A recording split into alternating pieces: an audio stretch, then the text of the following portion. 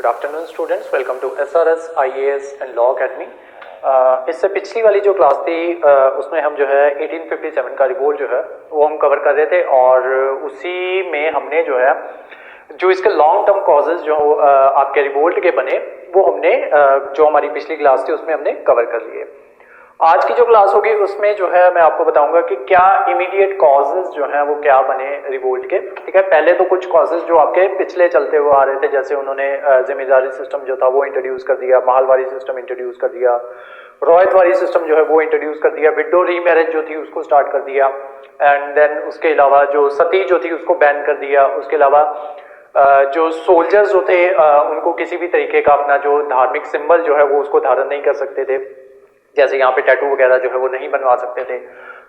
उसके अलावा उनको बोला गया कि अगर आप जो है फॉरेन में अगर आप यहाँ पे आर्मी में एक बार आ चुके तो अगर आपको फॉरेन जाने के लिए बोला जाएगा तो आपको जाना पड़ेगा। तो इस तरीके से बहुत से ऐसे और चेंजेस किए गए, जैसे आपका स्टैम्प एक्ट जो है वो लेके आया गया। पहले जो थे आर्मी पर्सोनल जो होते थे उनको किसी भी तरीके का स्टैम्प ड्यूटी जो है वो नहीं देनी पड़ती थी, और उस एक्ट आने के बाद सिविलियंस जो थे उनको भी स्टैम्प ड्यूटी देनी पड़ती थी, और उन्हीं के साथ साथ जो आपके आर्मी पर्सोनल जो थे उन्हें भी अपनी अगर कोई चिट्ठी लिखते थे तो उसके ऊपर उन्हें भी स्टैम्प जो है वो लगानी पड़ती थी।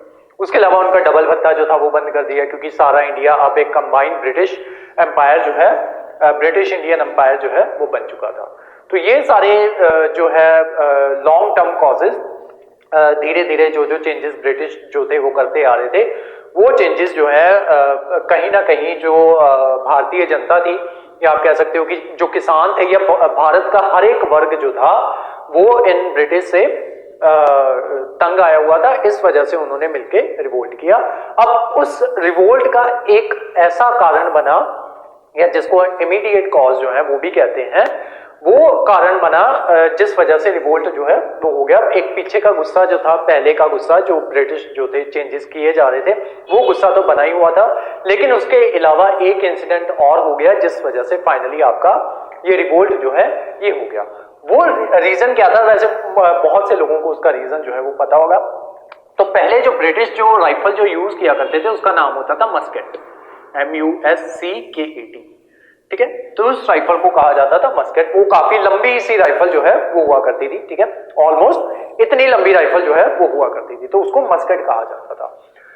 बाद में इन्होंने क्या किया, वहां पे जब इंडस्ट्रियल रेवोल्यूशन आई धीरे धीरे ब्रिटिश में, तो वहां पे जो है हथियार जो थे वो और बेहतर होने स्टार्ट हो गए। तो उन्होंने क्या किया, एक इनफील्ड राइफल जो थी, इनफील्ड राइफल वो इंट्रोड्यूस की। ठीक है, इस इनफील्ड राइफल में क्या होता था कि इसका जो कार्ट्रिज जो होती थी ना, जिसमें आपका बारूद वगैरह जो है वो डालना होता था, तो उस कार्ट्रिज को जो भारतीय जो होते थे सैनिक होते थे उनको अपने मुंह से जो है उसको खोलना होता था। किसी इंसान ने ये खबर फैला दी कि वो जो कार्ट्रिज जो है उसके ऊपर काऊ और पिग का जो फैट जो है वो लगी हुई है। ठीक है, अब ये जो था काऊ जो है वो क्या कहते हैं, काऊ का मांस जो खाना वो प्रोहिबिटेड आपका इसमें हिंदुइज्म में, और पिग का जो पिग के मीट की कंजम्पशन करना जो प्रोहिबिटेड है वो आपकी मुस्लिम कम्युनिटी में। अब दोनों की भावनाएं जो है, दोनों आपके जो मेन रिलीजन थे उस टाइम के, उनकी भावनाएं जो है वो आहत हो गई, और इस वजह से ये जो है मेन कारण बना इसके 1857 के रिवोल्ट का। हालांकि बहुत सी बुक्स जो है वो ये कहती हैं, बाद में जब इसके ऊपर जो है बाद में हिस्टोरियंस ने एनालाइज किया कि क्या सच में ये चीज जो है ब्रिटिश के द्वारा की गई थी, क्या वो सच में चाहते थे कि ये जो है ये भावनाएं जो है लोगों की आहत हों। तो बाद में बहुत सी रिसर्च वगैरह की गई तो ये पाया गया, बहुत सी बुक्स में ये चीज जो है ये लिखी हुई है कि ब्रिटिश जो है उनका खुद ही ये मानना है, या उनका खुद ही ये उन्होंने ये बयान दिए हुए हैं, जो बाद में आपकी जो बुक्स वगैरह जो पब्लिश होती हैं, या उस टाइम पे जो लोग जो है जो रूल कर रहे थे उनका खुद का कहना है कि हम अच्छे भले इंडिया के ऊपर जो है हम राज कर रहे थे। ठीक है, और हमें इतना मालूम था कि हाँ अगर कोई इंसान जो है अगर कोई चीज नहीं खानी चाहता, मतलब ये बहुत ही एक बारबेरिक सी चीज हो जाती है कि कोई इंसान जो है वो मांस नहीं खाना चाहता और उसको जबरदस्ती मांस जो है वो खिलाया जाए। ठीक है, जाने चाहे अनजाने में खिलाया जाए। तो ब्रिटिश वालों को खुद ही कहना है कि हम अच्छे भले उनके ऊपर राज कर देते, और हमें भी पता है कि इंडिया जो है वो धर्म को लेके बहुत ज्यादा सेंसिटिव है। तो हमारा क्यों मतलब हम इंडियंस जो है उनके साथ ऐसा करेंगे कि जानबूझ के उन्हें जो है काऊ या फिर पिग का जो मांस जो है वो खिलाया जाएगा।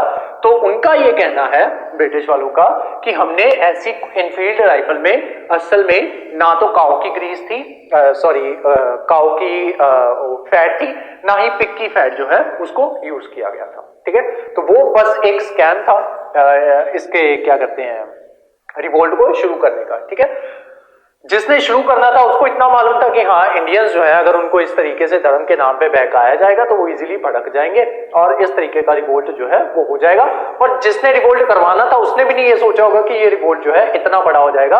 उसने अपने अकॉर्डिंग जितना बड़ा ये रिवोल्ट बन गया उसने उतना बड़ा रिवोल्ट जो है वो नहीं सोचा होगा। उसने बस इतना सोचा होगा कि हाँ हिंदू और मुस्लिम जो है वो एक साथ मिलके आ जाएंगे, अंग्रेजों के खिलाफ जो है वो लड़ना शुरू कर देंगे। लेकिन वो रिवोल्ट ही इतना ज्यादा बड़ा हो गया कि बाद में जाके उसको जो है फर्स्ट वॉर ऑफ इंडिपेंडेंस जो है वो कहा जाने लगा। ठीक है, उसके अलावा एक दो साल पहले एक कंट्रोवर्सी जो है वो शुरू हुई थी कि क्या 1857 के रिवोल्ट को जो है फर्स्ट वॉर ऑफ इंडिपेंडेंस जो है वो कहा जाना चाहिए या फिर नहीं कहा जाना चाहिए। और देन उस पॉइंट पे ये कहा गया था कि आपका जो पाइका रिबेलियन जो है, पाइका विद्रोह या पाइका रिबेलियन, ये उड़ीसा में हुआ था कि इसको जो है फर्स्ट वॉर ऑफ इंडिपेंडेंस जो है वो डिक्लेयर कर देना चाहिए। तो ये बातें जो है ये चल रही थी आपकी 2021-22 की बात होगी उस टाइम पे ये बातें, सॉरी 21-22 नहीं 2019-20 की बात होगी, उस टाइम पे ये बातें जो है चल रही थी कि पाइका विद्रोह जो है उसको फर्स्ट वॉर ऑफ इंडिपेंडेंस जो है वो डिक्लेयर कर देना चाहिए। लेकिन बाद में फाइनली क्लैरिफिकेशन जो है वो आ चुकी है कि पाइका विद्रोह जो है वो फर्स्ट वॉर ऑफ इंडिपेंडेंस जो है वो नहीं कहलाया जाएगा। ठीक है, तो अगर आपसे क्वेश्चन पेपर में क्वेश्चन आ जाए कि which of the following is the first war of independence, पहली बात तो क्वेश्चन आएगा नहीं। ठीक है, क्योंकि अभी किसी भी रिवोल्ट को जो है फर्स्ट वॉर ऑफ इंडिपेंडेंस जो है वो नहीं कहा जाता, लेकिन मतलब डिक्लेयर नहीं कहा गया, लेकिन फर्स्ट वॉर ऑफ इंडिपेंडेंस अभी भी जिसको कहा जाता है, ठीक है मेरे वर्ड्स पे ध्यान दो, जिसको कहा जाता है वो है आपका रिवोल्ट ऑफ 1857, ना कि पाइका विद्रोह। ठीक है, और ऑफिशियली कोई भी रिवोल्ट जो है वो डिक्लेयर नहीं किया गया है कि उसको फर्स्ट वॉर ऑफ इंडिपेंडेंस जो है वो कहा जाएगा। जब ये पाइका विद्रोह वाली बात जो है ये स्टार्ट हुई थी उस टाइम पे भी यही बातें जो है ये की जा रही थी कि ये जो है रिवोल्ट इससे पहले हुआ है तो इस वजह से इसको फर्स्ट वॉर ऑफ इंडिपेंडेंस जो है डिक्लेयर कर देना चाहिए। तो जब ऐसी बातें होती है तो भारत जो होता है वो दो गुटों में बढ़ जाता है। ठीक है, एक कहता है कि कर देना चाहिए, दूसरा कहता है नहीं करना चाहिए। तो यहाँ पे जो ग्रुप ये कह रहा था कि पाइका विद्रोह जो है उसको फर्स्ट वॉर ऑफ इंडिपेंडेंस आप इसलिए नहीं डिक्लेयर कर सकते, क्यों? क्योंकि पाइका वाले जो है वो ये लॉजिक दे रहे थे कि पाइका विद्रोह इससे पहले हुआ था तो इस वजह से पाइका को जो है वो फर्स्ट वॉर ऑफ इंडिपेंडेंस जो है डिक्लेयर कर देना चाहिए। जो नहीं डिक्लेयर करना चाहते थे वो ये कहते थे कि अगर आप कह रहे हो कि पाइका विद्रोह पहले हुआ था तो उससे पहले भी बहुत से विद्रोह जो है वो हुए थे। उसके अलावा पाइका विद्रोह में सिर्फ उड़ीसा के लोग जो थे उन्होंने पार्टिसिपेट किया था, जबकि रिवोल्ट ऑफ 1857 जो है इसमें इंडिया के वेरियस पार्ट से लोग जो है वो इसमें पार्टिसिपेट जो है वो कर रहे थे। वो भी मैं आज ही की क्लास में जो है वो आपको बताऊंगा और अदरवाइज आपको इसकी शीट जो है वो आपके नोट्स में मिल जाएगी। ठीक है, अब आते हैं वापस। ठीक है, तो ये यहां से कंट्रोवर्सी जो है ये स्टार्ट हो गई। अब हुआ क्या कि सबको इंसिडेंट जो है वो आपको पता होगा, वो मंगल पांडे वाला इंसिडेंट। उससे पहले एक इंसिडेंट जो है वो और हुआ था, वो हुआ था बहरामपुर में। बहरामपुर ये जगह है आपकी बंगाल में।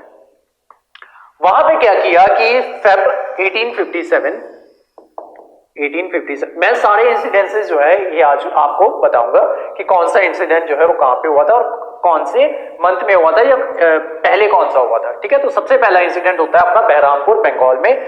वहां पे जो इन्फेंट्री होती है, नेटिव इन्फेंट्री, उसका नाम था 19th नेटिव इन्फेंट्री। ठीक है, तो इसके जो सैनिक होते हैं वो ये बंदूक चलाने से मना कर देते हैं जो नई बंदूक आई होती है। ठीक है, तो पहला इंसिडेंट ये हो गया।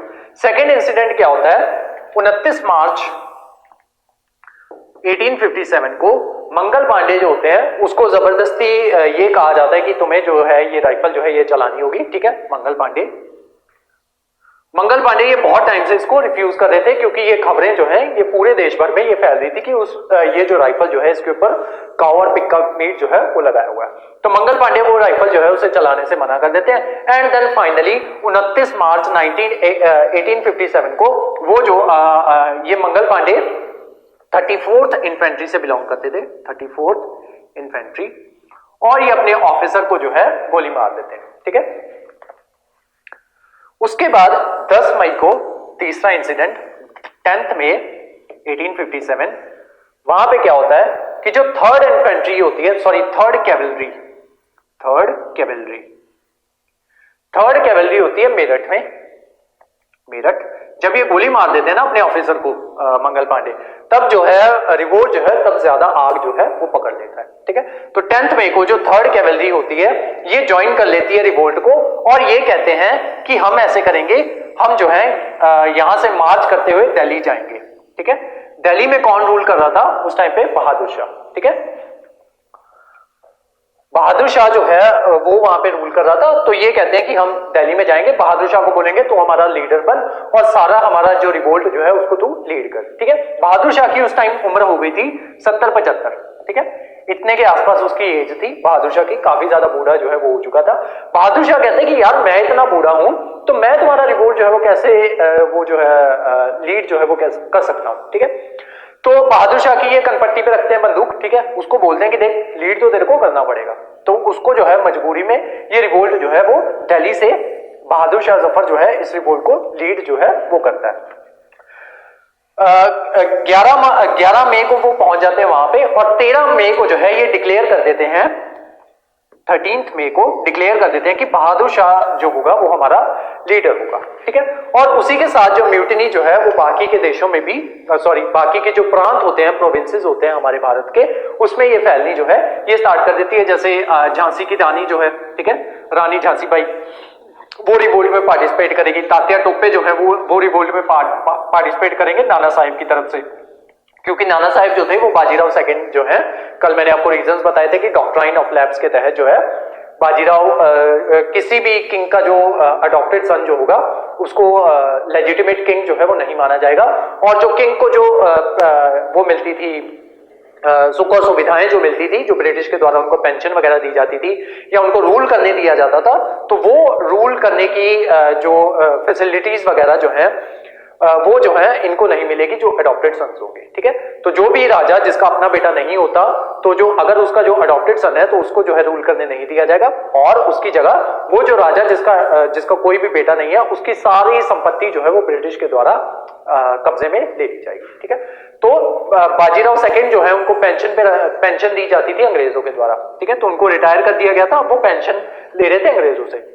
देन जब उनकी डेथ होती है तो जो नाना साहिब जो होते हैं उनको कह दिया जाता है कि आपको कोई भी पेंशन जो है वो नहीं मिलेगी। तो इस वजह से नाना साहिब भी जो है वो रिवोल्ट में कूद पड़ते हैं और उन्हीं के जो है एडवाइजर होते हैं तात्या टोपे, उनके सॉरी जनरल होते हैं, उनकी आर्मी के जनरल होते हैं तात्या टोपे, वो भी पकड़े जाते हैं, सॉरी वो भी रिवोल्ट में शामिल हो जाते हैं। ठीक है, तो इस तरीके से आपका रिवोल्ट जो है वो पूरा जो है पूरे भारत देश भर में फैल जाता है। ठीक है, अब मैं आपको ये बताऊंगा कि कौन कौन से रिवोल्ट जो है, एक टेबल जो है वो आपको बताऊंगा और उसमें बताऊंगा कि कौन कौन से कहां पे आपके रिवोल्ट जो है किन किन के द्वारा जो है वो लीड किए गए थे। ठीक है, तो सबसे पहले आते हैं आपके दिल्ली में,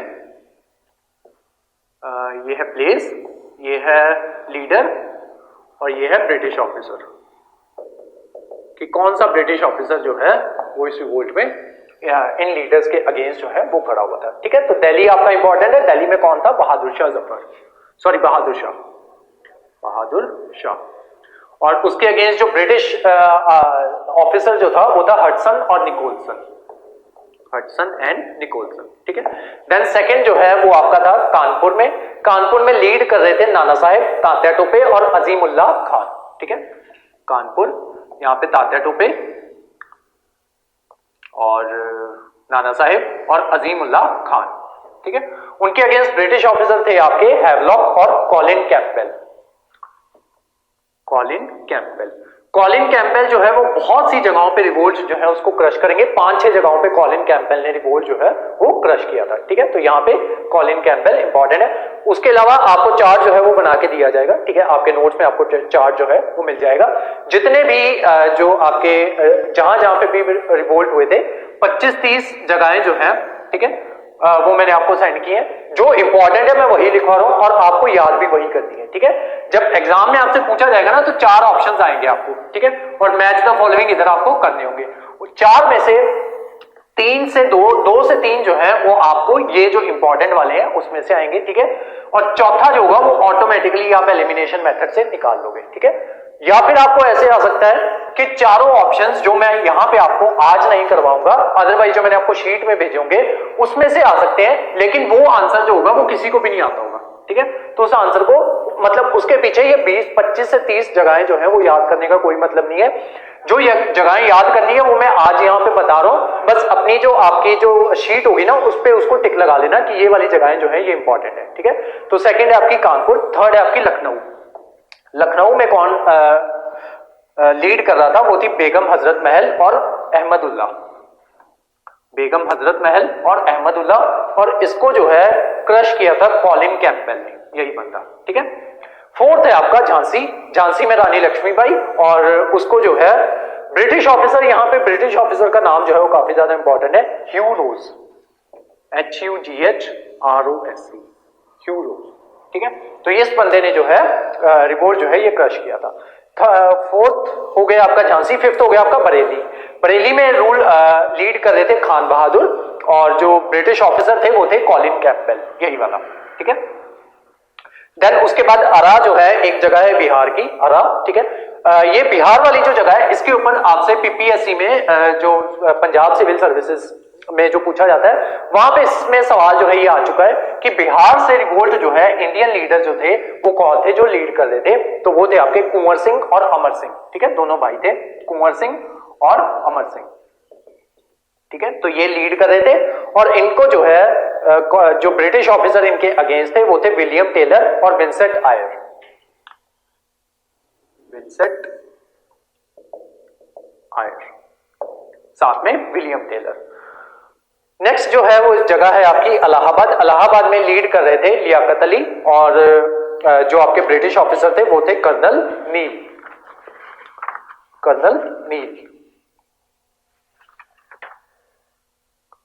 बस यही जगहें जो हैं वो इंपॉर्टेंट है। उसके अलावा बैरकपुर जो है वहां पे लीड कर रहे थे मंगल पांडे, और उसके अलावा मंदसौर करके जगह है वहां पे फिरोज शाह जो है वो लीड कर रहे थे। असम में जो है रिवोल्ट वो हुआ था, उड़ीसा में रिवोल्ट हुआ था, कुल्लू में रिवोल्ट हुआ था, उसको लीड कर रहे थे राणा प्रताप सिंह। राजस्थान में रिवोल्ट हुआ था, गोरखपुर में रिवोल्ट हुआ था, मथुरा में रिवोल्ट हुआ था, वहां पे लीड कर रहे थे सेवी सिंह और कदम सिंह। बिजनौर में रिवोल्ट हुआ था, वहां पे लीड कर रहे थे मोहम्मद खान। मुरादाबाद में लीड कर रहे थे अब्दुल अली खान। फरुखाबाद में लीड कर रहे थे तुफजल हसन खान, ठीक है। तो जो मैंने आपको स्टार्टिंग में करवाया ना बस वही इंपॉर्टेंट है, ठीक है। दोबारा से बता देता हूं इंपॉर्टेंट कौन से हैं। इलाहाबाद ये इंपॉर्टेंट है, बरेली इंपॉर्टेंट है, बरेली लिख लो, बरेली नहीं लिखवाया मैंने। बरेली में लीड कर रहे थे खान बहादुर खान, और क्रश किया था कॉलिन कैंपबेल ने, ठीक है। तो ये जो है बरेली इंपॉर्टेंट है, इलाहाबाद बनारस यहां पे लीड कर रहे थे मौलवी लियाकत खान, बरेली में खान बहादुर खान। कानपुर इंपॉर्टेंट है, लखनऊ इंपॉर्टेंट है, बिहार इंपॉर्टेंट है, झांसी इंपॉर्टेंट है, और दिल्ली इंपॉर्टेंट है, ठीक है। और कानपुर इंपॉर्टेंट है, कानपुर इंपॉर्टेंट है, ठीक है। तो यहां पे रिवोल्ट जो है ये स्टार्ट हो गए। अब इनको क्रश जो है वो किस तरीके से, ब्रिटिश के द्वारा क्रश जो है वो किस तरीके से किया गया। अब ब्रिटिश वाले ना इंडिया ने जो रिवोल्ट किया ना उसकी उसमें दिक्कत ये थी कि एक लीडर नहीं था उनका, ठीक है। मतलब अगर लड़ाई जो है वो झांसी में हो रही है तो झांसी में रानी लक्ष्मीबाई जो है वो लीडर है। अगर लड़ाई जो है कानपुर में हो रही है तो वहां पे लीडर कौन है, आपके नाना साहिब। अगर लड़ाई कहीं और हो रही है तो वहां पे लीडर जो है वो कोई और है, और वो अपनी अपनी अकॉर्डिंग जो है वो फाइट करते हैं। उसके अलावा इनके लड़ाई करने के रीजन जो है वो क्या कहते हैं, अलग अलग है। जो लक्ष्मीबाई जो है वो इस वजह से लड़ाई कर रही है क्योंकि उसका बेटा जो है उसको राजा जो है, अडॉप्टेड सन है उसका, उसको राजा जो है वो नहीं माना जा रहा। अगेन जो आपका क्या कहते हैं, ये जो है नाना साहिब जो है वो खुद एक अडॉप्टेड सन है और उनको जो है वो लीडर नहीं माना जा रहा, इस वजह से वो जो है वो लड़ाई कर रहे हैं, ठीक है। उसके अलावा अलग अलग जगहों पे अलग अलग जो है अलग अलग लोग हैं, उनके अलग अलग वजहें हैं ब्रिटिश से लड़ाई करने की। किसी के पास एक कॉमन वजह नहीं है कि हमें अंग्रेजों को इस वजह से निकालना है या फिर हम जो है, और दूसरा ये लड़ाई जो है ब्रिटिश ईस्ट इंडिया कंपनी के खिलाफ कर रहे हैं, ठीक है। तो उनका ये एक मेन मुद्दा है कि अगर किसान उसमें पार्टिसिपेट कर रहे हैं तो उनका मुद्दा क्या है कि हमारी जमीनें जो है वो हमसे ली जा रही हैं। तो किसान एक अलग फ्रंट पे किसी अलग वजहों के साथ लड़ाई जो है वो लड़ रहे हैं। अगर हैंडीक्राफ्ट जो बनाने वाला है हैंडीक्राफ्ट इंडस्ट्री से बिलोंग करता है तो उसकी अपनी वजहें हैं, वो अपनी वजहों की वजह से ये जो लड़ाई जो है उसमें पार्टिसिपेट कर रहा है। किसी का भी मकसद, एक मकसद नहीं है कि हमें अंग्रेजों से आजादी चाहिए और उस की आजादी लेने की तरफ कोई कदम वो बढ़ा रहे हो, वैसा वो कुछ भी नहीं कर रहे हैं। मतलब उनके अपने अपने पर्सनल मोटिव्स हैं, ठीक है। हर एक इंसान का, जो भी जहां यहाँ पे पार्टिसिपेट कर रहा है, हर एक इंसान का एक पर्सनल मोटिव है। दूसरा, एबल लीडरशिप नहीं है उनके पास, ठीक है। वहीं पे अंग्रेजों का मैं आपको एक एग्जांपल देता हूं। दिल्ली में क्या हुआ, जब दिल्ली में रिवोल्ट जो है वो होना स्टार्ट हुआ तो स्टार्टिंग में ये हार रहे थे, ठीक है।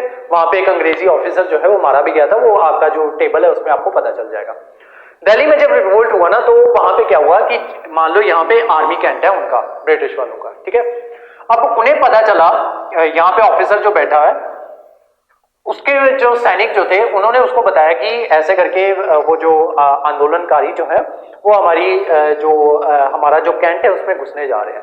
तो यहाँ पे क्या था, बहुत सा एमिनेशन जो है वो पड़ा हुआ था, ठीक है। तो ये सैनिक जो है वो ये कहते हैं कि हमें यहाँ से ना भाग जाना चाहिए। तो ये जो ऑफिसर है वो, ये ऑफिसर यहाँ पे क्या कहता है कि देखो, अगर हम इसको हथियारों को एज इट इज ही छोड़ के भाग जाएंगे, उससे होगा क्या कि ये हथियार जो होंगे ये इनके पास आ जाएंगे जो रिवोल्ट करने वाले हैं, ठीक है। तो रादर देन हमें भागना तो है ही है, तो हम ऐसे करते हैं, हम इन सारे हथियारों को ब्लास्ट करके चले जाते हैं ताकि हमारा जो दुश्मन जो है, जो हमारी एनिमी जो है, वो किसी भी तरीके से मजबूत ना हो पाए, ठीक है। दूसरा, इनके पास हथियार जो थे, ठीक है, ऑटोमेटिक मशीन्स थी इनके पास, और ये जो थे ये आ रहे थे नॉर्मल अपने वो तलवारें वगैरह लेके ये लड़ने आ रहे थे। तो इन सारी वजहों की वजह से, रीजंस की वजह से आपका जो ये रिवोल्ट जो है ये क्रश हो गया। उसके अलावा इन्होंने क्या किया, इन्होंने, अंग्रेजों ने कोशिश की कि इस रिवोल्ट को यहीं तक ही सीमित कर दें कि पूरी इंडिया तक बात जो है वो पहुंचे ही ना। तो इसके लिए इन्होंने क्या किया, सबसे पहली जो अपनी ट्रेन जो थी वो इन्होंने बंद करवा दी कि ट्रेन चलेंगी तो उस वजह से लोग जो है वो, ट्रांसपोर्टेशन अगर चलेगा तो लोग जो है एक दूसरे से कम्युनिकेट कर पाएंगे। मान लो एक शहर से बात दूसरे शहर तक जाएगी, देन दूसरे से तीसरे, देन इसी तरीके से बात जो है वो फैल जाएगी। पहला काम इन्होंने क्या किया, ट्रेन जो थी उनको बंद करवा दिया। साथ ही साथ जो टेलीग्राफ सर्विसेज जो थी उसको भी बंद करवा दिया कि कोई बंदा जो है वो टेलीग्राम भी ना भेज सके कि यहाँ पे लड़ाई हो चुकी है, यहाँ पे हम जीत रहे हैं, यहाँ पे हार रहे हैं। अगर हार रहे हैं तो और फोर्सेस भेजो, ठीक है, और अगर जीत रहे हैं तो यहाँ की फोर्सेस जो है वो कहीं और जगह पे शिफ्ट की जा सके, वहां पे मूव की जा सके।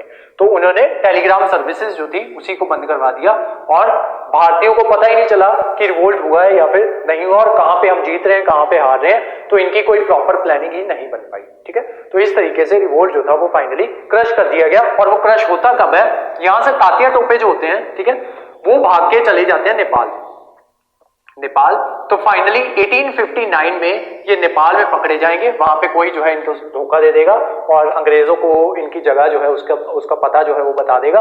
और फाइनली जैसे ही तात्या टोपे जो है वो पकड़े जाएंगे, फाइनली रिवोल्ट जो है वो ऑफिशियली डिक्लेयर कर दिया जाएगा कि रिवोल्ट जो है वो खत्म हो गया है, ठीक है। तो इस तरीके से आपका रिवोल्ट जो है वो खत्म हो जाता है। अब इस रिवोल्ट के खत्म होने के कॉन्सिक्वेंसेस जो है वो क्या होते हैं वो देखते हैं।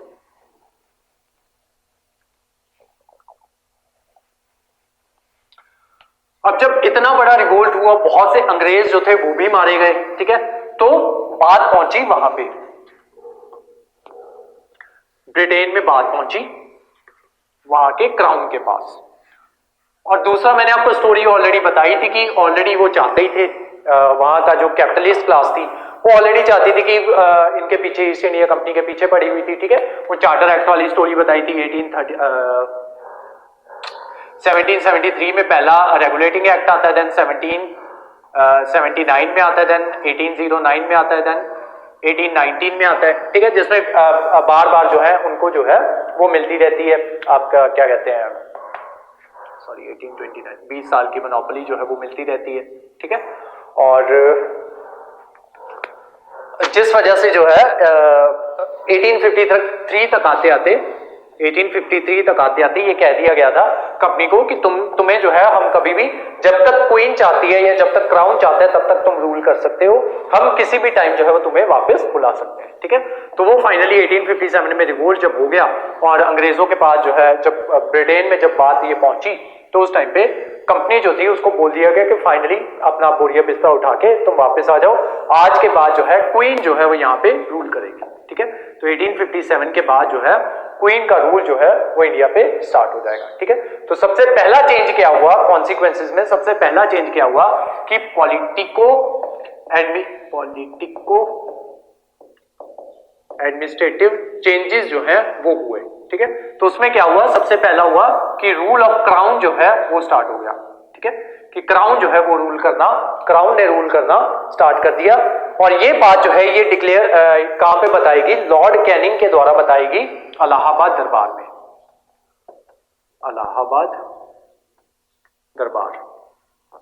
इलाहाबाद दरबार जो है ये दरबार लगता होता था, अंग्रेज जो थे वो मतलब प्रिंसेस जो होते थे उनको बुला के एक दरबार जो है वो लगाया करते थे, और वहां पे जो बाहर से जो डिसीजंस आ रहे हैं या उनके क्राउन की तरफ से जो डिसीजंस आ रहे हैं वहां पे उनको उन डिसीजंस के बारे में बताया जाता था, या वेरियस कुछ चेंजेस करना चाह रहे हैं, ठीक है, जैसे आपका सती बैन करवानी है, तो वो सारे डिसीजन जो है इस इलाहाबाद दरबार में बताए जाते थे, ठीक है। तो इलाहाबाद दरबार लगाया गया, लॉर्ड कैनिंग जो है उन्होंने बताया कि फाइनली जो आपकी कंपनी जो है उसका रूल जो है वो खत्म होने जा रहा है और क्वीन जो है वो अब आके आपके ऊपर रूल करेगी, ठीक है। और वो जो चीज जो मैंने आपको बताई थी कि क्वीन ने आते होते एक व्हाट्सएप मैसेज जो है वो भेज दिया था कि मैं आने वाली हूँ, तो अच्छे दिन जो है वो आने वाले हैं, और इंडियन जो है वो उतने में खुश हो गए, ठीक है। उनको ये था कि ठीक है कंपनी चलेगी, क्वीन आ गई, तो उनको ये था कि रूल्स में कुछ या हमें कुछ इंसेंटिव्स जो है वो मिलेंगे, ठीक है। तो ये मानना था इनका। और उसके अलावा अगर आपसे मेंस पर्सपेक्टिव में कभी भी पूछ लिया जाए, यूपीएससी वाले और पीपीएससी वाले बच्चों को बता रहा हूं कि कभी भी पूछ लिया जाए कि रिवोल्ट का फायदा क्या हुआ, 1857 के रिवोल्ट का फायदा क्या हुआ, तो उसका फायदा ये हुआ कि क्या कहते हैं, the only negative outcome, negative outcome जो है इस रिवोल्ट की वो क्या हुई कि नेगेटिव आउटकम ये हुई कि जो अंग्रेज जो है वो बहुत तेजी के साथ जो है हमारे जो सोशल स्ट्रक्चर में जो चेंजेस लेके आ रहे थे, जैसे सती बैन करवा रहे थे, विक्टोरिया मैरिज जो है वो स्टार्ट करवा दी थी, गर्ल एजुकेशन की तरफ जो है वो काम जो है वो होना शुरू हो गया था, ठीक है, क्योंकि 1813 में एजुकेशन वाला एक्ट जो है वो आ गया था। 1835 में फाइनली ये कह दिया गया था कि इंग्लिश लैंग्वेज इंट्रोड्यूस जो है वो कर देनी चाहिए, ठीक है। और उसके अलावा ईश्वर चंद्र विद्यासागर जो है वो गर्ल्स एजुकेशन के लिए काफी काम जो है वो कर रहे थे। वो जो काम जो है वो बड़े ही फास्ट पेस पे हो रहे थे, 1857 के रिवोल्ट के बाद वो काम जो है बहुत स्लो पेस पे हो जाएंगे, ठीक है। पहले जो एक्ट 2-3 साल बाद जो है बहुत अच्छे एक्ट जो है वो पास हो रहे थे, अब उन एक्टों को पास होने में जो टाइम लगेगा वो 10 से 20 साल बाद कोई बहुत अच्छा एक्ट जो है वो पास हुआ करेगा, ठीक है। तो ये सारे जो है इसकी एक इकलौती नेगेटिव आउटकम जो है वो ये हुई कि जो हमारा जो प्रोग्रेस जो थी इंडियन सोसाइटी की वो एकदम से स्लो डाउन हो गई, ठीक है। तो अगर इसका कभी आपसे नेगेटिव आउटकम जो है वो पूछ लिया जाए, और अगर ना भी पूछा जाए ना, तो फिर भी अगर इसके कॉन्सिक्वेंसेस में आप जो है कहीं पे भी इसको एडजस्ट जो है वो कर सकते हो। वापिस आते हैं प्री पॉइंट ऑफ व्यू पे। दूसरा इन्होंने क्या किया, पहले तो ये डिक्लेरेशन दे दी कि ये जो है क्वीन जो है वो आपके ऊपर आके रूल करेगी। उसके अलावा एक चीज जो है, एक चीज और क्रिएट की गई, वाइस रॉय की पोस्ट जो है वो क्रिएट की गई, वाइस रॉय, ठीक है। उससे पहले इंडिया में कौन रूल किया करता था, गवर्नर जनरल जो है वो रूल किया करता था। अब एक नई पोस्ट जो है वाइस रॉय की पोस्ट वो क्रिएट कर दी। अब बहुत से बच्चों को जो है इसमें कंफ्यूजन होती है कि वाइस रॉय जो है वो उसका नाम याद रखना है कि गवर्नर जनरल जो है उसका नाम याद रखना है, कौन वाइस रॉय है कौन गवर्नर जनरल है। तो आज वो कंफ्यूजन जो है वो आपकी दूर करने जा रहा हूं। सबसे पहले जब ब्रिटिश ईस्ट इंडिया कंपनी यहाँ पे आई थी तो मैंने आपको करवाया था ना कि कंपनीज जो है अपनी अपनी फैक्ट्रीज जो है वो यहाँ पे एस्टैब्लिश कर लेती थी और उसका एक गवर्नर जो है वो लगा लेती थी, ठीक है। तो अगर एक कंपनी यहाँ पे तो उसका एक गवर्नर हो गया, एक कंपनी यहाँ तो है उसका एक गवर्नर हो गया, एक कंपनी यहाँ है उसका एक गवर्नर हो गया, सॉरी फैक्ट्री, एक फैक्ट्री यहाँ है उसका एक गवर्नर हो गया, एक फैक्ट्री यहाँ है उसका एक गवर्नर हो गया, मल्टीपल गवर्नर जो है वो हो जाते थे। इन सारे गवर्नर का बाद में उन्होंने क्या बना दिया, गवर्नर जनरल जो है वो बना दिए। बहुत से गवर्नर्स को एक गवर्नर जनरल के अंदर रख दिया, ठीक है। यहाँ पे साउथ में भी ऐसे ही किया और बंगाल वाले एरिया में भी ऐसे ही किया कि गवर्नर जनरल जो है वो बना दिया, ठीक है। अब इन गवर्नर जनरल को बाद में क्या किया, जो बंगाल वाला था उसको गवर्नर जनरल ऑफ इंडिया बना दिया और इन दोनों गवर्नर जनरल्स को इसके अंदर रख दिया, ठीक है। अब क्या है, गवर्नर जनरल ऑफ इंडिया एक है, ठीक है। तो जब तक रिवोल्ट नहीं होता तब तक गवर्नर जनरल ऑफ इंडिया एक बंदा है जो हेड है यहाँ पे सबका, ठीक है, सबका माई बाप है। अब इसके बाद क्या हुआ, गवर्नर जनरल की कहानी आगे बढ़ाते हैं 1857 के बाद। अब उन्होंने क्या किया, एक और पोस्ट जो है वो क्रिएट कर दी, जिस पोस्ट को कहा जाता था वाइसरॉय। ठीक है, तो एक आपका गवर्नर जनरल ऑफ इंडिया है और एक है आपका वाइसरॉय, और दोनों एक ही बंदे हैं। ठीक है, एक ही बंदे को दो पोस्ट जो है वो दे दी गई, काम उसके अलग कर दिए गए, वो किस तरीके से वो समझो।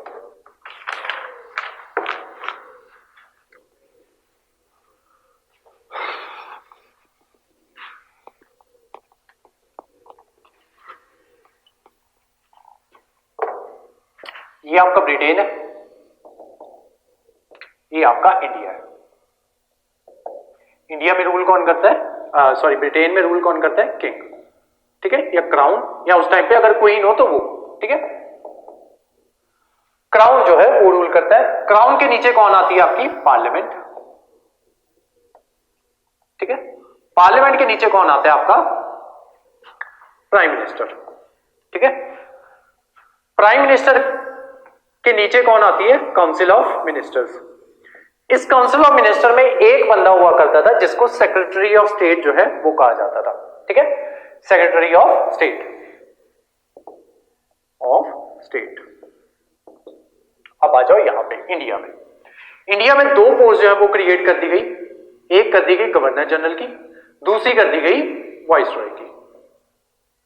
वाइसरॉय, ठीक है, और वाइसरॉय है, और मैंने बता दिया कि दोनों सेम ही बंदे हैं। ठीक है, अब जब गवर्नर जनरल को क्या कहते हैं, कोई भी फैसला लेना है इंडिया की एडमिनिस्ट्रेशन के रिगार्डिंग, ठीक है, कि इंडिया में क्या काम होना है, किस तरीके से काम होगा, ठीक है, तो वो किसके कहने पे फैसला लेगा, सेक्रेटरी ऑफ स्टेट के कहने पे। ठीक है, अब ये फैसला भी ऐसे नहीं लेगा, सेक्रेटरी ऑफ स्टेट को एक काउंसिल ऑफ इंडिया जो है वो बना के दे दी गई, काउंसिल ऑफ इंडिया। इसमें मेंबर्स थे आपके 15 मेंबर्स। ठीक है, 15 मेंबर्स। ये सवाल जो है ये प्री के हैं, पूछ लिए जाते हैं, और मैं बताऊंगा किस तरीके से सवाल पूछे जाते हैं, कौन कौन से सवाल पूछे जाते हैं। अब आ जाओ यहां पे, सेक्रेटरी ऑफ स्टेट को एडवाइस कौन देगी, काउंसिल ऑफ मिनिस्टर। जो सेक्रेटरी ऑफ स्टेट बोलेगा गवर्नर जनरल ऑफ इंडिया जो है वो करेगा। ठीक है, और गवर्नर जनरल ऑफ इंडिया जो भी करता है वो किसको आंसरेबल होगा, सेक्रेटरी ऑफ स्टेट को। अब आते हैं वाइसरॉय।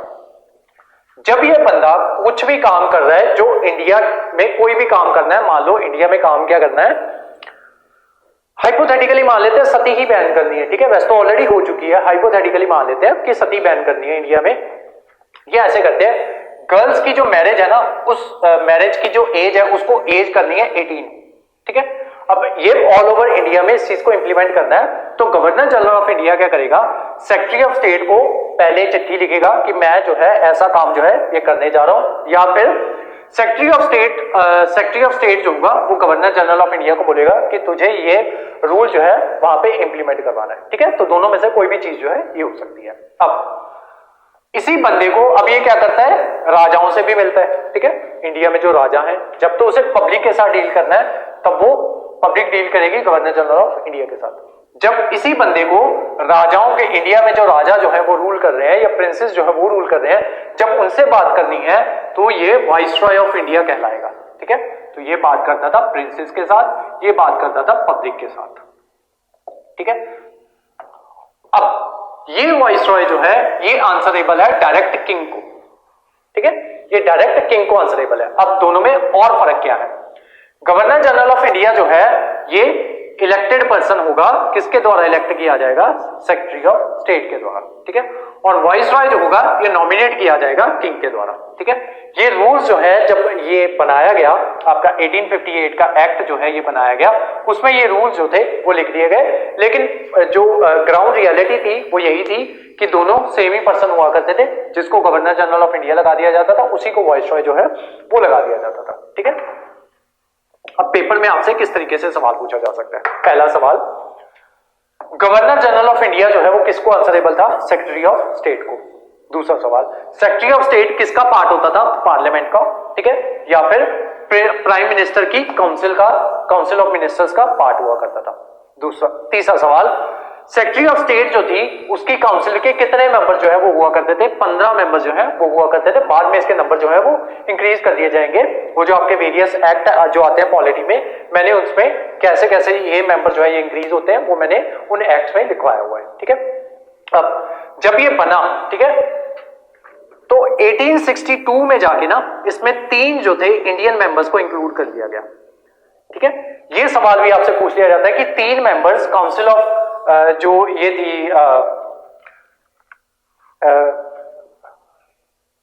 इंडियन काउंसिल इसको कहा जाता था, काउंसिल ऑफ इंडिया नहीं, इंडियन काउंसिल जो थी, सेक्रेटरी ऑफ स्टेट की जो इंडियन काउंसिल थी उसमें स्टार्टिंग में कितने मेंबर्स थे? 15 मेंबर्स थे। 3 इंडियन मेंबर्स उसमें इंक्लूड किए गए, कौन से ईयर में किए गए? 1862, ठीक है। ये भी सवाल बनता है कौन से 3 मेंबर्स जो थे जिनको इंक्लूड किया गया, ये टफ क्वेश्चन जो है ये बन सकता है। तो पहले थे महाराजा पटियाला, ठीक है, जिसको कहा जाता है, जिसका नाम था नरेंद्र सिंह, नरेंद्र सिंह। सेकंड थे राजा बनारस, राजा ऑफ बनारस। और थर्ड थे सर दिनकर राव, सर दिनकर राव, ठीक है। तो ये भी आपसे सवाल जो है ये प्री में पूछा जा सकता है। ये थे प्राइम मिनिस्टर थे सिंधिया के, PM of Scindia, sir Dinkar Rao. तो ये जो आपके पॉलिटिको एडमिनिस्ट्रेटिव चेंजेस जो है ये आपके किए गए थे, ठीक है। एक बार इसको दोबारा समझा देता हूं। ब्रिटेन में कौन रूल करता है? किंग। इंडिया में कौन 2 लोग हैं? Governor general of India, viceroy, ठीक है। जब तो वाइसरॉय को प्रिंसेस के साथ बात करनी है या प्रिंसेस का कोई मैसेज जो है वो कन्वे करवाना है तो वो डायरेक्ट कन्वे करवाएगा किंग को, ठीक है, वो इस प्रोसीजर में नहीं पड़ेगा। अगर ऑल ओवर इंडिया में पब्लिक के साथ डील करना है तो वो डील करेगा गवर्नर जनरल ऑफ इंडिया, ठीक है। और किसके थ्रू डील करेगा? जो उसको ऑर्डर दिए जाएंगे सेक्रेटरी ऑफ स्टेट के द्वारा, ठीक है। सेक्रेटरी ऑफ स्टेट जो है वो किनके काम वो काम जो है वो किस तरीके से करेगा? काउंसिल ऑफ मिनिस्टर के सॉरी इंडियन काउंसिल के कहने के ऊपर, ठीक है। उस काउंसिल के स्टार्टिंग में कितने मेंबर्स थे? 15 मेंबर। और 1862 में उसमें 3 इंडियंस जो थे उनको इंक्लूड कर लिया गया। 3 इंडियंस ये थे, ठीक है। तो ये जो है चेंजेस आपके इसमें किए गए। उसके अलावा इससे रिलेटेड नरेंद्र सिंह से रिलेटेड जो इसका पटियाला का महाराजा था, इससे रिलेटेड में कोई कहानी जो है वो याद आ गई। एक ना बुक है आपकी प्रिंसेस ऑफ इंडिया करके बुक है, उसमें ना बहुत से प्रिंसेस की ना स्टोरी सुनाई गई है, जो इंडिया के जो हमारे महाराजे वगैरह जो थे उनकी आपकी स्टोरीज जो है वो सुनाई गई है। बुक का नाम है प्रिंसेस ऑफ इंडिया, ठीक है, प्रिंसेस ऑफ इंडिया। उसमें स्टोरी ये है कि ये जो नरेंद्र सिंह था पटियाला का महाराजा, इसकी 365 जो है 365 वाइफ्स जो है वो हुआ करती थी। उसके अलावा इसके रिगार्डिंग एक और स्टोरी है कि एक ब्रिटिश ऑफिसर था, आई थिंक लॉर्ड कैनिंग, नाम जो है वो मैं थोड़ी देर में मेरे को याद आ जाएगा, मैं आपको बता दूंगा। तो लॉर्ड कैनिंग, फिलहाल के लिए लॉर्ड कैनिंग ही मान लेते हैं। इसकी बेटी जो है, इसको शिमला जाने का बड़ा शौक था, इसको नरेंद्र को। तो ये शिमला गया हुआ, वहां पे इसने देखा कि लॉर्ड कैनिंग की बेटी जो है वो वहां पे सैर कर रही थी, वॉक कर रही थी, तो ये उसको उठा के ले आया, ठीक है। तो उसके बदले में जो लॉर्ड कैनिंग जो था उसने इसको क्या सजा दी कि आज के बाद तू जो है ये यहाँ पे नहीं आएगा, शिमला में एंटर नहीं करेगा, ठीक है। तो इसका शिमला में एंटर के ऊपर बैन जो है वो लगा दिया गया था। और इसके उसमें क्या कहते हैं, इसकी जगह फिर इसने ना शैल महल जो है वो बनवाया था इसने, महाराजा पटियाला ने। बेटी थी उसकी लॉर्ड कर्जन की, कैनिंग की नहीं, लॉर्ड कर्जन, उसकी बेटी को ये उठा लाया था। उसके अलावा और भी बहुत सी स्टोरीज हैं, जैसे एक जो है आपका महाराजा ऑफ जयपुर था, आई थिंक उसने क्या किया था, उसने रोल्स रॉयल्स जो है वो खरीदने गया, उसको खरीदने से मना कर दिया। देन उसने पता नहीं क्या जैक लगवा के रोल्स रॉयल्स जो है वो खरीदी, और उसमें से जो कचरा जो था इसके उसका महल का कचरा जो है उस रोल्स रॉयल्स में फेंकने जो है ये लोग जाया करते थे। एक स्टोरी और याद आ गई मुझे, असम में क्या हुआ कि असम में किसी ने ना अपनी बेटी की शादी रखी और इसको वाइसरॉय को बोला कि अपनी क्वीन को बोलो वहां पे शादी में पहुंचे, ठीक है। और नहीं, वो स्टोरी और है, किसी ने ना अपने डॉग और बिच की जो है वो शादी करवानी थी और वाइसरॉय को बोला कि क्वीन को बोलो मेरी इनकी मैं शादी करवा रहा हूं और यहाँ पे आके पहुंचे, ठीक है। तो एक स्टोरी ये है। एक स्टोरी और है, असम में क्या हुआ कि असम में किसी राजा ने अपनी बेटी की शादी रखी या कोई फंक्शन रखा और वेरियस जो ब्रिटिश ऑफिसर्स जो थे उनको वहां पे बुलाया और ऑल ओवर इंडिया के जो किंग्स जो है ना उन्हें भी बुलवाया गया। तो वहां पे उसने ना बहुत सा एक बड़ा ना महल तैयार करवाया कि वहां पे शादियां जो लोग आके वहां पे रुकेंगे, तो उस वजह से उसने महल तैयार करवाया। और जिस राजा को इसने इनवाइट किया ना उसको बोला कि सर हम ना आपको फर्स्ट फ्लोर के ऊपर जो है वो आपका रूम जो है वो वहां पे होगा। तो वो कहता है कि मैं तो फिर शादी मैं नहीं अटेंड कर पाऊंगा। वो पूछते हैं क्यों? तो वो कहता है कि मैं तो अपने दिन की शुरुआत है ना वो गाय के जो पैर जो है उसको छू के अपने दिन की शुरुआत जो है वो मैं करता हूँ। तो कहते हैं कोई बात नहीं, तू आजा, तेरा इंतजाम जो है वो हम करवा देंगे। ब्रिटेन से क्रेन मंगवाई गई, ठीक है, और ये सच्ची स्टोरी है। ब्रिटेन से क्रेन मंगवाई गई, रोज सुबह गाय को उठा के फर्स्ट फ्लोर पे लाया जाता, फिर वो उसके पांव छूता और अपना दिन जो है वो स्टार्ट करता। 3-4 दिन में गाय मार दी, ठीक है।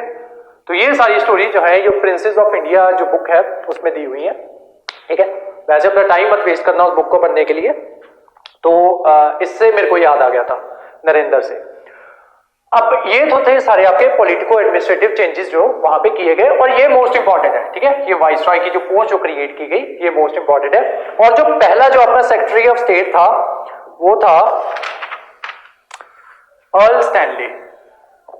अर्ल स्टैनली ये पहला सेक्रेटरी ऑफ स्टेट जो है ये बनता है, ठीक है। सेक्रेटरी ऑफ स्टेट आपके लिए इसलिए भी इंपॉर्टेंट है क्योंकि बाद में ना जाके 1909 में आपके मॉर्ले मिंटो रिफॉर्म जो है वो आएंगे, मॉर्ले मिंटो रिफॉर्म। देन 1919 में मॉन्टेग्यू क्लेम्सफोर्ड रिफॉर्म्स आएंगे, CHELMSFORD, ठीक है। तो ये जो मॉर्ले जो है ये आपका सेक्रेटरी ऑफ स्टेट होगा उस टाइम का, मिंटो जो होगा ये उस टाइम का वाइसरॉय होगा, ठीक है। उसी तरीके से मॉन्टेग्यू जो होगा वो उस टाइम का सेक्रेटरी ऑफ स्टेट होगा, क्लेम्सफोर्ड जो होगा उस टाइम का वाइसरॉय होगा, ठीक है। तो इस वजह से ये भी आपके लिए इंपॉर्टेंट है। और जो पहला सेक्रेटरी ऑफ स्टेट था वो था आपका, नाम बता दिया मैंने, अर्ल स्टैनली, ठीक है। तो ये सारे चेंजेस जो हैं ये उसमें किए गए। मेरे को और चेक कर लेने दो कोई और करवाने वाला आपको रह गया हो। उसके अलावा बहुत से चेंजेस जो हैं वो किए गए, जैसे जो एक नई रेस जो थी वो क्रिएट की गई आर्मी की, ठीक है। उसी के बाद जो है ये आपके गुरखास जो है उनको आर्मी में इंक्लूड किया गया, सिख जो है उनको आर्मी में इंक्लूड किया गया। सिख की रेजिमेंट एक इंडिया में बनाई गई, एक रेजिमेंट जो थी वो ब्रिटिश में बनवाई गई। सेम एक गुरखा रेजिमेंट इंडिया में बनवाई गई, एक गुरखा रेजिमेंट जो है वो ब्रिटेन में बनवाई गई। जो पहले अवध के लोग जो थे जो आर्मी में जिनकी पॉपुलेशन जो वो ज्यादा हुआ करती थी उनकी पॉपुलेशन जो है वो कम कर दी गई, और सिख और गुरखास जो थी उनकी पॉपुलेशन जो थी वो ज्यादा कर दी गई। उसके अलावा क्या कहते हैं, यहाँ पे ये कह दिया गया कि वो रिवोल्ट होने का वन ऑफ द रीजन ये भी था कि यहाँ पे जो ब्रिटिश सैनिक जो थे वो कम हो गए थे, और बाद में क्या किया गया, यहाँ पे ब्रिटिश सैनिक जो है उनकी गिनती जो है वो बढ़ाई गई, ठीक है। तो वहां पे ये बताया गया कि इतने पर्टिकुलर नंबर ऑफ ब्रिटिश सैनिक अगेंस्ट इतने पर्टिकुलर नंबर ऑफ इंडियन सैनिकों के अगेंस्ट जो है वो होने चाहिए। मान लो हर 100 हिंदुस्तानी सैनिकों के पीछे 100 ये जो है 10 जो है ये होने चाहिए आपके ब्रिटिश सैनिक जो है, एक इन्फेंट्री में इतने तो हैं होने ही चाहिए, ठीक है। तो ये जो रूल जो है ये थोड़े थोड़े इस तरीके से और चेंज किए गए। उसके अलावा 2 स्टैंड अलोन चीजें जो है वो मैं आपको बताने जा रहा हूं, ठीक है। ऐसा चांस नहीं है कि आपसे प्री में पूछे जाएंगे, लेकिन अगर उनको आपका पेपर जो है उसको टफ बनाना होगा तो वो आपसे पूछ सकते हैं। सबसे पहली चीज है आपकी व्हाइट म्यूटिनी जो है वो किसको कहा जाता है, व्हाइट म्यूटिनी।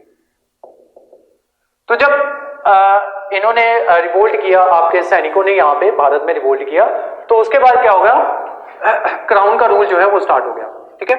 अब उसके अगेंस्ट जो गोरे फौजी जो थे ना, जो ब्रिटेन के फौजी थे, उन्होंने म्यूटनी कर दी कि हम जो है हम ईस्ट इंडिया कंपनी जो है उसके साथ आए थे, हम उसी के रूल्स एंड ऑर्डर्स जो है वो मानेंगे। क्राउन क्या कहता है हमें उससे मतलब नहीं है, अगर तुम्हें हमारे ऊपर रूल करवाना है तो हम तो रिटायरमेंट ले रहे हैं और हम अदरवाइज यहाँ पे म्यूटनी जो है वो कर देंगे अगर हमारे ऊपर हुक्म चलाने की कोशिश की तो। उस चीज को कहा जाता है व्हाइट म्यूटनी, ठीक है। तो जो उस टाइम के जो आपके वाइसरॉय जो थे उन्होंने बड़ी समझदारी के साथ क्वीन जो है उसको ये समझाया कि हम ऐसे करते हैं, ये जो व्हाइट सोल्जर जो है अगर ये कंपनी के लिए काम करना चाहते हैं तो इनको वापस बुला लेते हैं, हम वहां पे ब्रिटेन में वापस बुला लेते हैं और वहां के जो सोल्जर्स जो हैं, जो हमारी आर्मी के सोल्जर्स हैं, उनको यहाँ पे लाके इंडिया में लाके वो कर देते हैं, ट्रांसफर उनकी इंडिया में कर देते हैं, ठीक है। तो यही चीज कहलाती है आपकी व्हाइट म्यूटनी कि गोरे फौजियों का जो ईस्ट इंडिया कंपनी के साथ आए थे उनका ये कह देना कि हम जो है क्राउन के लिए काम नहीं करेंगे, वो कहलाती है आपकी व्हाइट म्यूटनी, ठीक है। उसी के साथ एक चीज और आपके पूछी जा सकती है, clemency Canning. Clemency Canning, Lord Canning जो था वो पहला वाइसरॉय था, ठीक है। लॉर्ड कैनिंग पहला वाइसरॉय था। क्लेमेंसी कैनिंग जो है ये उसका मतलब ये है कि जब ये रिवोल्ट सारा हुआ, ठीक है, तो उसके बाद जो है ब्रिटेन में बात चली कि मतलब क्या किया जाए। अब इन्होंने भारतीय बहुत से अंग्रेज जो है वो इन्होंने मार दिए, ठीक है, और अब इनको माफी जो है वो तो इनकी बनती नहीं है, तो क्या किया जाए इनको।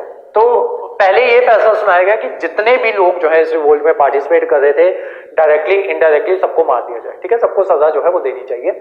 बाद में इनको जब कैनिंग जो है उसने रियलाइज करवाया कि देखो पूरा इंडिया उसमें इन्वॉल्व था, ठीक है, आप ऐसे नहीं कह सकते कि एक सेक्शन जो है वो इसमें इन्वॉल्व है, पूरा इंडिया इन्वॉल्व था। किस किस को फांसी दोगे, और ऐसे करने आओगे तो हो सकता है 1-1.5 साल के अंदर ही दोबारा दूसरा रिवोल्ट हो जाए, और हो सकता है 1-1.5 साल से पहले ही हो जाए, ठीक है। अगर इस तरीके से सबको मारना शुरू कर दोगे तो हम क्या करते हैं, हम सभी को माफी दे देते हैं, ठीक है, सभी को क्लेमेंसी जो है वो दे देते हैं। उस चीज को कहा जाता है क्लेमेंसी कैनिंग या कैनिंग क्लेमेंसी, ठीक है। तो ये जो था सारा आपका क्लास थी रिवोल्ट ऑफ 1857 की, ठीक है।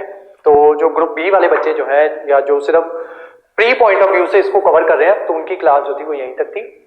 Thank you so much. एक छोटी सी स्टोरी जो है वो और सुन लो। जब रिवोल्ट खत्म हुआ ना तो इन्होंने क्या किया कि ये जो था उस टाइम पे बहादुर शाह जफर जो है वो रूल कर रहा था। तो बहादुर शाह जफर को जो है लॉर्ड कैनिंग जो है उसने बुलाया और उसको बोला गया कि देख तू तो हमारा दोस्त था, ठीक है, तुझे अच्छी भली हम पेंशन भी दे रहे थे, फिर तूने क्यों रिवोल्ट कर दिया। तो कहता कि हुजूर मैंने तो आपको जो है चिट्ठी लिख के मैंने तो आपको सब कुछ बताया था। वो कहते हाँ तेरी चिट्ठी एक आई तो थी लेकिन उसमें लिखा क्या था। कहते वो चिट्ठी ढूंढ के लाओ। तो वो चिट्ठी जो है वो ढूंढ के लाते हैं। तो दूसरा जब रिवोल्ट हो रहा था ना तो अंग्रेज और बहुत से फ्रंट्स जो है वहां पे बिजी थे। मैंने आपको बताया था क्रीमियन वॉर जो है वो हो रही थी, तो अंग्रेज जो थे वहां पे बिजी थे। तो चिट्ठी वगैरह जो है वो ढूंढ के लाई गई। तो ये जो है आपका बहादुर शाह जफर, इसने जो है ये ना शायर भी हुआ करता था और इसके टाइम पे गालिब जो है गालिब और ये दोनों मिलके जो अपनी शायरी की जो महफिल जो है ये दोनों मिलके लगाया करते थे। तो ये शायर हुआ करता था। इसने क्या लिखता है, ये फारसी में लिखता है, ठीक है, ना ईरान से ना शाह रूस से फिरंगी हारेगा नए कारतूस से, ठीक है। तो उसके कहने का मतलब ये था कि जब मैंने आपको क्रीमियन वॉर जो है वो करवाए थे ना कि यहाँ पे ब्रिटेन जो है एक साइड पे उसने वॉर जो है वो स्टार्ट की हुई थी ईरान के साथ, दूसरी उसने वॉर स्टार्ट की हुई थी किसके साथ, रूस के साथ, ठीक है। तो उसके कहने का मतलब ना ये था कि ना ईरान से ना शाह रूस से अंग्रेज हारेगा, फिरंगी हारेंगे तो नए कारतूस से, कि नए कारतूस से जो फिरंगी जो है वो हार जाएंगे, ठीक है। कि वो कह रहा है कि मैंने तुम्हें पहले ही आगाह कर दिया था कि ये कारतूस जो है इसको इंट्रोड्यूस ना करो, भारतीय जो है उसकी भावनाएं जो है वो आहत हो जाएंगी और वो तुम्हारे खिलाफ जो है वो रिवोल्ट कर देंगे, ठीक है। तो इसके ऊपर लॉर्ड कैनिंग कहता है कि यही बात तो सीधी सीधी उसमें क्या कहते हैं सीधे सीधे लिख देता, ठीक है, और दूसरा अंग्रेजी में लिख के भेज देता हमें, फारसी लिख रहा है कहाँ हम उसको कन्वर्ट जो है वो करवाते रहे। दूसरा जो शेरों में बात कर रहा है तो उसने क्या किया, उसको पकड़ के रंगून में डाल देते हैं और उसके 2 बेटे होते हैं, उनको वहीं पे उसकी आंखों के सामने जो है गोली मार देते हैं और रंगून में फाइनली इसकी डेथ जो है रंगून में इसकी डेथ होती है 1862 में। जब 1862 में इसकी डेथ होती है तो इसने वहां पे भी जो दीवार जब इसकी खोल के लाश जो है वो निकाली जाती है तो इस दीवार पे इसने ना एक शेर लिखा था। वो शेर बड़ा अच्छा है, शेर सुनो। जो किसी के काम ना आ सका मैं वो एक मुश्ते गुबार हूं, ठीक है। जो किसी के काम ना आ सका मैं वो एक मुश्के गुबार हूं। मुश्के गुबार क्या होता है, पीस ऑफ शिट या पीस ऑफ गार्बेज, ठीक है। कि मैं ना भारत के काम आ सका ना मैं अंग्रेजों के काम आ सका, जो किसी के काम ना आ सका मैं वो एक मुश्के गुबार हूं। मेरा रंग रूप बिगड़ गया मेरा यार मुझसे बिछड़ गया, ठीक है। तो ये लाइन जो थी ये फाइनली उसने जब मरने से पहले जो जेल की दीवार जो थी रंगून जेल की दीवार, उसने ये लाइन जो है वहां पे फारसी में लिखी थी इसने बहादुर शाह ने, ठीक है। तो ये छोटी सी स्टोरी जो थी बीच में ये रह गई थी।